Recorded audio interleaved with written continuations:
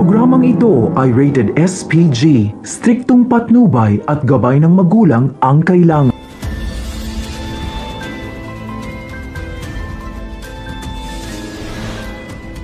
Mga kaibigan, painit na nga ng painit ang mga eksena sa Stolen Life na kung saan nga ay talagang tila nalalagay nga sa alanganin itong si Mamita dahil nga sa kabilangan ng hindi na nga maayos ang kanyang kalagayan ay talagang itong si Para ay gagawin nga ang lahat upang ang nag-iisang nakakaalam ng sikreto niya ay tuluyan ng mawala. Subalit tila napakabuti nga ng tadhana kay Mamita sapagkat naisipan nga ni Darius na maglagay nga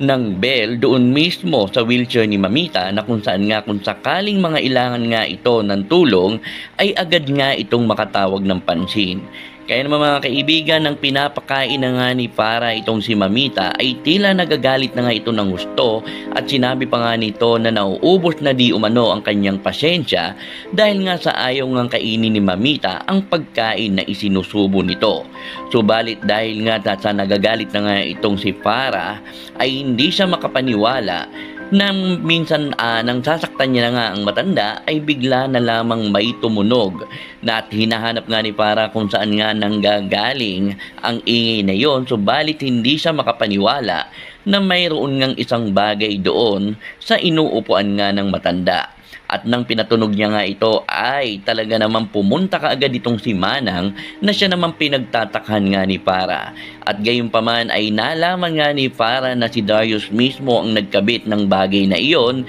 kaya't wala na nga magawa itong si Para kundi ang manahimik na lamang. Subalit kakaibang kaba nga ang nangyayari sa kanya sapagkat hindi niya na nga basta-basta magagawa ang kanyang mga plano, lalo pa nga't nakakatawag nga ng pansin itong si Mamita sa pamamagitan nga ng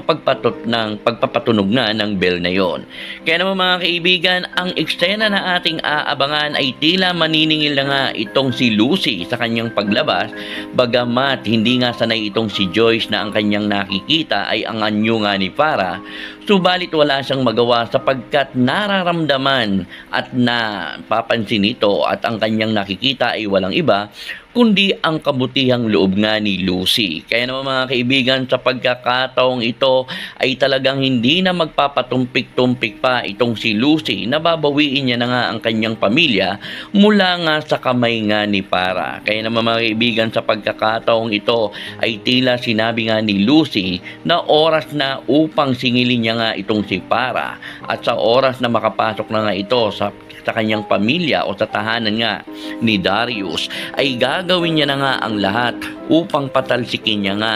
ang nang-agaw ng mga bagay mula sa kanya. Kaya naman mga kaibigan, ating abangan ang umiinit na eksena sa Stolen Life na kung saan nga ay alam na nga ni Para na nakalaya na nga itong si Lucy, kaya naman gagawin niya ang lahat upang hindi nga makalapit ito